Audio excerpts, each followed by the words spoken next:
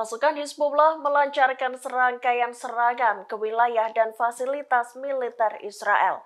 Hal itu sebagai respons terhadap pengeboman di wilayah teritorial mereka. Terbaru pada Rabu 22 November 2023, Hizbullah menargetkan tim logistik Israel yang merenovasi situs militer Zionis. Dikutip dari Tribun News, dalam beberapa laporan disebutkan bahwa serangan itu menargetkan pabrik pengembangan Iron Dome Israel. Sekutu Hamas itu mengatakan serangan ini adalah balasan untuk Zionis. Hizbullah menyatakan mereka menargetkan tim logistik Israel yang sedang merenovasi situs militer Al-Bayat yang rusak di Blida. Pada Selasa 21 November 2023 lalu, Hizbullah mengumumkan pelaksanaan 3 operasi terpisah terhadap situs militer Zionis. Hal itu dilakukan sebagai pembalasan atas tewasnya jurnalis Al-Mayadin, yakni Farah Omar dan Rabi Memari. Beberapa jam setelah 2 jurnalis itu terbunuh, Hizbullah langsung menargetkan unit korps perang. Unit ini diketahui terafiliasi intelijen militer Israel yang ditempatkan di sebuah rumah di pinggiran pemukiman Menara Israel. Serangan ini dilakukan menggunakan 2 peluru kendali. Pangkalan militer Israel Beit Hillel kemudian menjadi target Hizbullah. Mereka menembakkan rentetan roket Grad Katyusha sebagai respons atas kematian jurnalis dan warga sipil. Sekitar jam 3:15 ya, saya mendapatkan informasi dari sumber-sumber kami di RSI Gaza. Ketua Presidium Medical Emergency Rescue Committee atau MERSI, Dr. Sarbini Abdul Murad, membeberkan soal kondisi terbaru 3 warga negara Indonesia atau WNI yang menjadi relawan di Gaza. Kabar itu disampaikan saat MERSI menggelar konferensi pers pada Rabu 22 November 2023. Dalam konferensi pers itu, MERSI juga menjawab perihal kabar bahwa 2 dari 3 WNI itu ditangkap oleh pasukan Israel atau IDF. Dikutip dari Tribun News, kabar itu mencuat seusai IDF menyerang RS Indonesia, tempat ketiga WNI itu berada. Ketiga WNI itu adalah Fikri Rofiul Haq, Reza Aldila Kurniawan, dan Farid Zanzabil Al-Ayubi. Salah satu dari mereka pun sempat dikabarkan hilang dan 2 lainnya disandera Israel. Tentu saja kabar itu membuat MERSI dan keluarga ketiga relawan itu gelisah. Namun pada pukul 5:30 waktu setempat, MERSI menerima kabar terkait keberadaan ketiga WNI itu. Fikri, Reza, dan Farid dilaporkan dalam kondisi sehat dan selamat. Pihak MERSI mengaku bisa berkomunikasi langsung dengan Reza. Kini 3 WNI tersebut tengah menunggu untuk dievakuasi ke selatan. Sarbini mengungkapkan kemungkinan ketiga WNI itu akan dievakuasi ke RS Al-Nazar di Khan Yunis dan Rumah Sakit Eropa di Rafah. Sekitar jam 3:15 ya, saya mendapatkan informasi dari sumber-sumber kami di RSI Gaza bahwa 3 relawan MERSI, yaitu Reza Aldila Kurniawan, Fikri Rofiul Haq, dan Farid Zanzabil Al-Ayubi, 2 ditahan oleh IDF dan 1 tidak diketahui posisinya di mana. Dan ini membuat kami risau karena yang melaporkan itu adalah sumber kami yang langsung di RSI. Ini membuat kami gelisah hingga tiba-tiba ada berita yang keluar dari berita nasional bahwa 3 relawan Indonesia yang ada di Gaza, yaitu 2 ditahan tentara Israel dan 1 tidak diketahui limbahnya. Sehingga informasi ini membuat gelisah baik Departemen Luar Negeri maupun kami. Kami diminta untuk memberikan klarifikasi atas berita ini. Maka pada kesempatan ini kami ingin mengklarifikasi bahwa sekitar jam 6:30 atau jam 5:30 kami mendapatkan kontak dari sumber kami dan kami juga langsung bisa berkomunikasi dengan salah seorang relawan yaitu Saudara Reza, dan kami menanyakan informasi mereka dan kami sempat berbicara dengan mereka, dan Reza mengatakan bahwa sekarang mereka bertiga ada di RSI Gaza, ya, di Beit Lahia, dalam kondisi yang sehat dan selamat, dan sekarang lagi menunggu proses evakuasi ke selatan.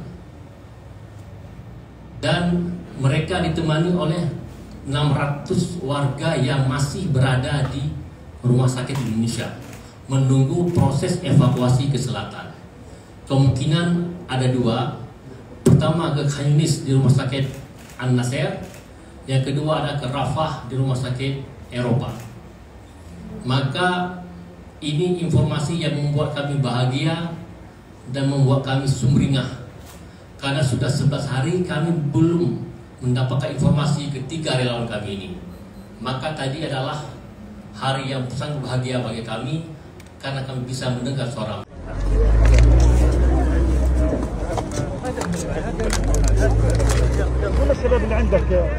Sejumlah relawan bersama petugas medis menguburkan ratusan jenazah secara massal. Jenazah-jenazah itu merupakan korban serangan Israel yang tak diketahui identitasnya. Mereka dimakamkan di satu lubang panjang di Khan Yunis, jalur Gaza. Dikutip dari Tribun News, sebanyak 111 jenazah diangkut menggunakan truk kontainer. Ratusan jenazah itu dipindahkan dari Rumah Sakit Al-Shifa dan RS Beit Hanun pada Rabu 22 November 2023. Kantong-kantong jenazah itu juga terlihat bertuliskan nomor sebagai penanda. Pasalnya, tim medis tak berhasil mengidentifikasi nama para jenazah itu. Selesai ratusan jasad itu dibaringkan di tanah, para petugas medis dan relawan melakukan salat jenazah. Kemudian jenazah itu ditutup tanah dengan bantuan eskavator. Khalil Siam, salah satu penerima jenazah, menyatakan ia menerima ratusan jasad itu pukul 11.00 waktu setempat. Jenazah-jenazah itu dipindahkan dari kontainer pengiriman Israel ke truk Palestina untuk diangkut ke Khan Yunis. Sebelumnya, 111 jenazah tersebut ditahan oleh Israel di RS Al-Shifa dan Rumah Sakit Beit Hanun. Dikabarkan Israel tak mengizinkan relawan menguburkan para jenazah itu selama beberapa hari terakhir.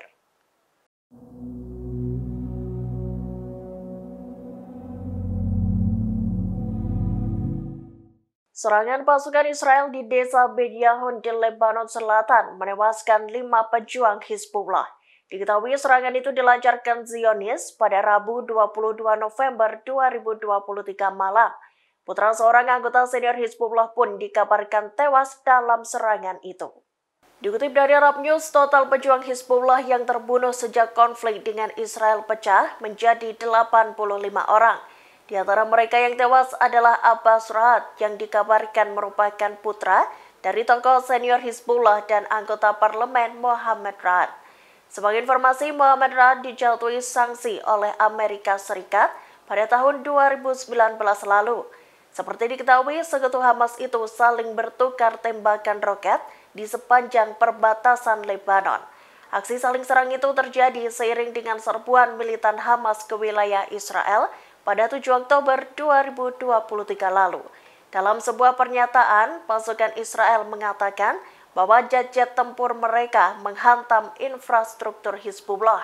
Selain itu, pasukan dan pesawat-pesawatnya menghantam 2 kelompok yang menembaki IDF atau mencoba meluncurkan roket ke Israel.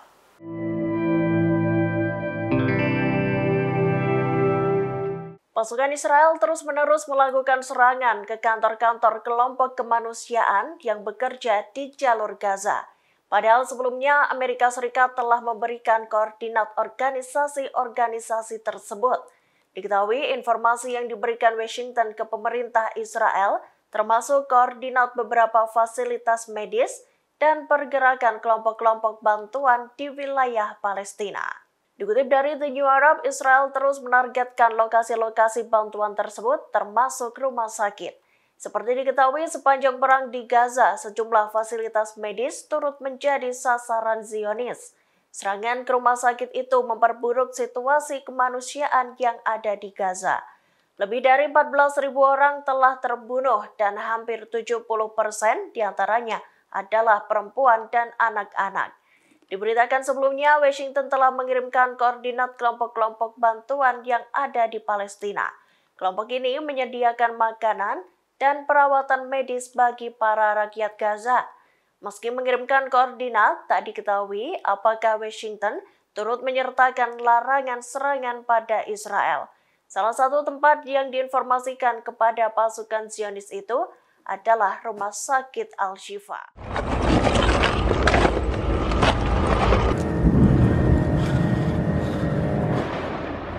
Bismillah. Udrub! Sayap militer Hamas Brigade Al-Qassam merilis video kalau pejuang mereka menargetkan kendaraan militer Israel. Pasukan Al-Qassam itu menghadapi langsung tentara Zionis selama di Gaza. Dalam video, mereka menanamkan bahan peledak untuk membumi hanguskan tank Israel. Dikutip dari Al-Mayadin, rekaman itu menunjukkan kalau pasukan Hizbullah menanamkan IED di pintu belakang tank Merkava. Selain itu, sebuah kelompok juga terlihat menyerang kru kendaraan dari jarak dekat. Sebelumnya, Al-Qassam mempublikasikan adegan peluncuran rudal oleh Israel ke wilayah Palestina. Ada pula rekaman kalau mereka menghantam posisi musuh di garis kontak dengan peluru mortir. Sementara itu, Brigade Al-Quds bersama Al-Qassam menargetkan tank Merkava 4 Israel dengan 2 rudal RPG dan Al-Yasin 105. Mereka juga menargetkan 11 kendaraan militer Israel lainnya dengan RPG tandem dan IED. Hizbullah menyerbu Israel di lingkungan Al-Zaitun, Tal Al-Hawa, Al-Shati, Sheikh Radwan, dan daerah Jur Al-Dik.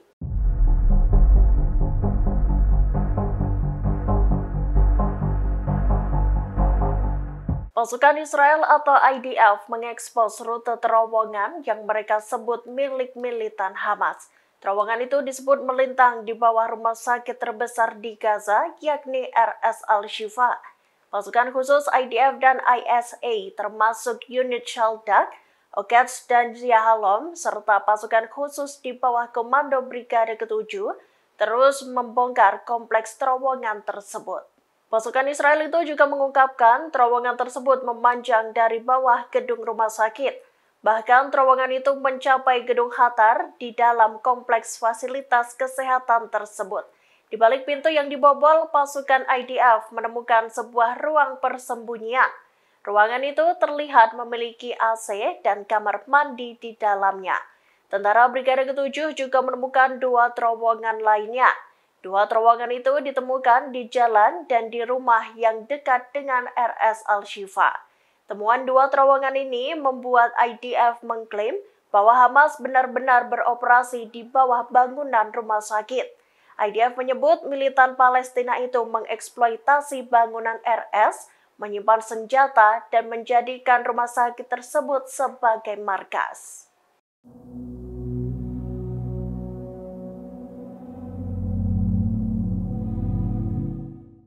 Uni Eropa akan meningkatkan pengiriman bantuan kemanusiaan ke wilayah Gaza.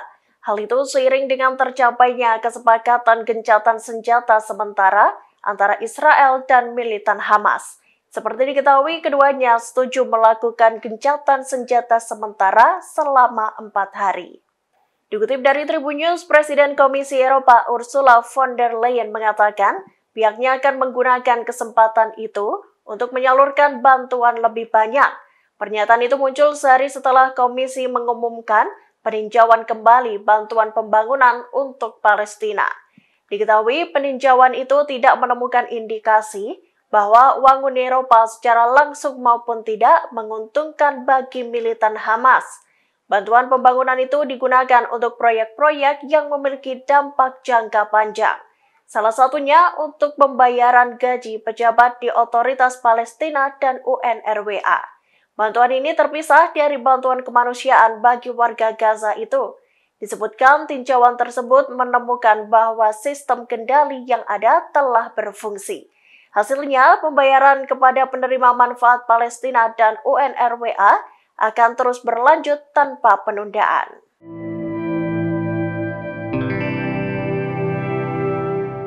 Pasukan Hizbullah menyatakan bahwa serangan mereka tepat mengenai sasaran. Diketahui sekutu Hamas itu menargetkan pangkalan Mitat dan Ramia yang menimbulkan kerugian besar bagi Zionis. Pada Kamis 23 November 2023, mereka menyasar posisi militer dan peralatan Israel. Diketahui lokasinya berada di sekitar pangkalan militer Al-Rahab. Dikutip dari Pars Today, Hizbullah melancarkan serangan menggunakan 2 rudal Borkan. Hizbullah menegaskan operasi ini menimbulkan korban jiwa serta kerusakan. Pasukan yang juga sekutu militan Hamas ini menargetkan posisi militer Israel di utara wilayah pendudukan. Serangan demi serangan gencar dilakukan setiap harinya. Perlawanan itu berlangsung seiring dengan dimulainya operasi Badai Al-Aqsa pada 7 Oktober 2023 lalu. Namun serangan Hizbullah itu pun turut mengundang pembalasan dari pihak Israel. Pasukan Zionis itu kemudian melakukan serangan balik ke wilayah Lebanon, tempat Hizbullah berada. Selama beberapa hari terakhir, pasukan Israel menargetkan perbatasan Lebanon. Israel juga menghujani Lebanon dengan serangan artileri bertubi-tubi. ألم نقل لكم أننا نراكم ونسمعكم ألم نقل لكم أننا نرصد كل تحركاتكم وندرسها بكل تفاصيلها طوفاننا الإلكتروني استطاع هذه Sebuah kelompok hacker atau peretas yang bernama Cyber Toufan Operation atau Cyber Al-Aqsa mengaku telah meretas situs penting Israel. Pekan lalu, Cyber Al-Aqsa ini berhasil mencuri sejumlah file dari perusahaan web hosting Signature IT. Diketahui klien perusahaan itu termasuk perusahaan Ace, Seva Online, Cardebot, dan IKEA. Dikutip dari Tribun News, sebuah video di saluran Telegram Cyber Toufan Operation mengatakan para hacker berhasil merembus situs Kementerian Pertahanan Israel. Seorang pria bertopeng tampak mengulas sejumlah data yang telah ia peroleh. Sosok tersebut mengaku mendapatkan data terkait divisi militer Gaza Utara Israel. Ia mengaku mendapatkan jutaan data tentang tentara cadangan dan tentara aktif Zionis. Pria misterius itu lantas menyebutkan nama-nama diduga tentara Israel di divisi Gaza Utara, lengkap dengan pangkat, nomor dinas, dan tempat tinggal mereka. Selain itu, hacker ini juga mengklaim sukses mengungkap data lebih dari 13 perwira Israel. Informasi yang diperoleh sang hacker, ada tentara Israel berkewarganegaraan ganda dari Kanada, Belgia, Amerika Serikat, dan Ukraina. Sebelumnya, media Israel mengonfirmasi telah terjadi peretasan besar-besaran di server Signature IT. Disebutkan file yang dicuri mencakup puluhan ribu detail karyawan, pelanggan, dan detail transaksi perusahaan. Selain itu dikabarkan bahwa hacker itu mampu mencuri file sebanyak 16 GB. Cyber Al-Aqsa ini tampaknya menjadi ancaman yang lebih kuat bagi Israel.